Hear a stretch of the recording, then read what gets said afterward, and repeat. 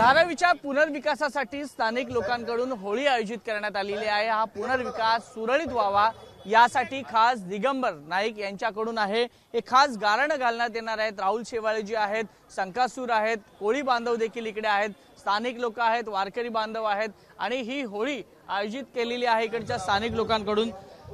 राहुलजी, ही आगळी वेगळी होळी नेमकी कशासाठी तुम्ही केलेली आहे? आम्ही बघितलं होर्डिंगवर लिहिलंय जे धारावीच्या पुनर्विकासाच्या आड येतील त्यांचे दात घशात घालणार आहे। नेमकं काय सांगायचं आजच्या होळीच्या माध्यमातून? आज होलिका मातेच्या चरणी आम्ही हीच प्रार्थना करतोय की धारावीकरांच्या अंधारमय जीवनामध्ये विकासाचं पर्व चालू हो आणि एक प्रकाशमय जीवन त्यांचं हो, हीच होलिका मातेच्या चरणी प्रार्थना करतो। धारावीचा पुनर्विकासाकरता सगळेजण या ठिकाणी गाऱ्हाणं घालणार आहे।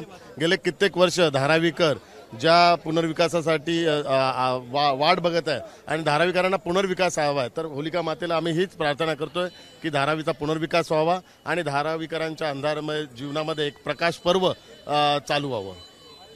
आज हा सगळा जो परिसर बघितलाय तर रंगीबिरंगी पाहायला मिळत आहे। कोळी बांधवांनी तुमचं स्वागत केलेलं आहे, वारकऱ्यांकडून झालेलं आहे, स्थानिक लोकांकडून केलेलं आहे, पण या माध्यमातून तुम्हाला एक राजकीय काय इशारा द्यायचा तुमच्या विरोधात? नाही, याच्यात हेच आहे की होलिका माता आपण ज्यावेळी या ठिकाणी दहन हे करतो आणि होलिका मातेच्या चरणी हीच प्रार्थना करतो की जे दृष्ट पर्व आहे, ज्यांच्यामध्ये द्वेष आहे त्याचा नायनाट व्हावा। तर आम्ही या ठिकाणी हेच करतो की धारावीच्या विकासाच्या आड जे येणार आहेत आणि जे धारावीच्या विकासाच्या विरुद्ध जे बोलत आहेत तर त्यांचा या ठिकाणी नायनाट व्हावा, हे होलिका मातेच्या चरणी आम्ही प्रार्थना करतो आणि धारावीकरांचा विकास व्हावा।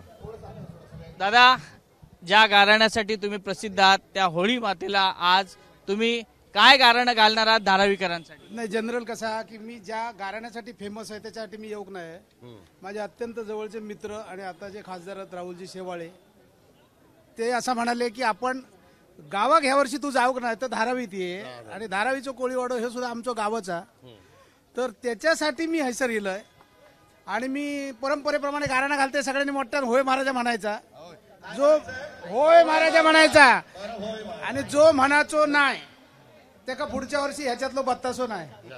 जय जय महाराजा, 12 गावच्या 12 राठीच्या 12 वैवाटीच्या महाराजा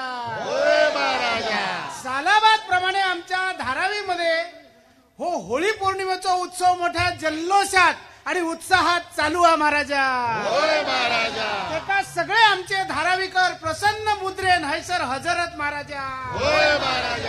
एका आमचे ह्याचे खासदार आणि माझे जवळचे मित्र राहुलजी शेवाळे हे सुद्धा इल्लेले आहेत महाराजा। ह्या सगळ्या धारावीकरांच्या चेहऱ्यावरचा हास्य ह्या आयुष्यभर पुढे वर्षानुवर्ष असाच रवाने महाराजा। त्या रवण्यासाठी लवकरात लवकर आमच्या धारावीचो पुनर्विकास होऊ दे महाराजा।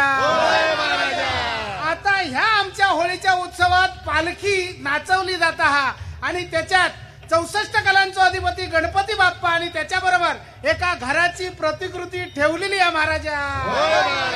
ती प्रत्येक माझ्या धारावीकराक मिळाले महाराजा आणि ती मिळण्यासाठी गेली बरीच वर्ष जो माझा मित्र आपल्या रक्ताचा पाणी करता घाम गाळता ते म्हणजे आमचे खासदार राहुल शेवाळे ह्यांका परत एकदा बहुमता निवडून दे महाराजा